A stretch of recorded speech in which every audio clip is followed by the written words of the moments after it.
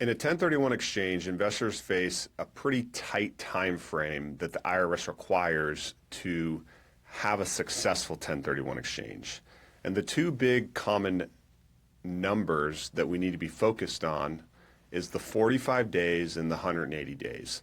45 days from the close of your escrow, you need to put together a full plan of what you're potentially going to close on. There's a few different 1031 exchange rules in the identification process. The two common ones are pick 3 properties, and once you pass your 45 days, you cannot change those options. You need to close on some or all of that fits your 1031 exchange requirements.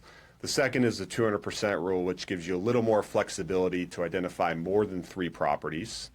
Reach out to K Properties and we can dive into these a little deeper for you. But the point here is, once you pass your 45 days, depending on what rule you're using, those properties are your only options. The problem in real estate, if you're going out and purchasing properties on your own, 45 days is not generally enough time to do proper due diligence and review, because as you put offers on buildings, that takes a little time to tie up. As you go into contract and then have to order third-party reports like environmental reports, property condition reports, having legal teams review leases and abstracting, all of a sudden you're past your 45 days.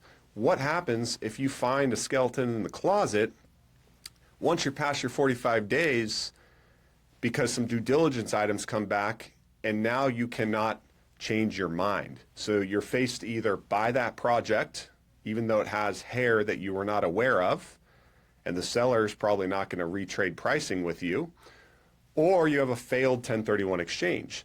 This is where the DST comes into play. The DST gives our investors typically the advantage of all of that due diligence is ready today for investors to review. You also have the ability to close within a DST within 3 to 5 business days and complete your 1031 exchange. There are pros and cons to everything, but at least day 1 for available DSTs, you will know what you're getting into today and you will understand the pros and the cons today, rather than typical real estate investing, buying on your own, limits that and puts a lot of pressure and a lot of risk on 1031 investors.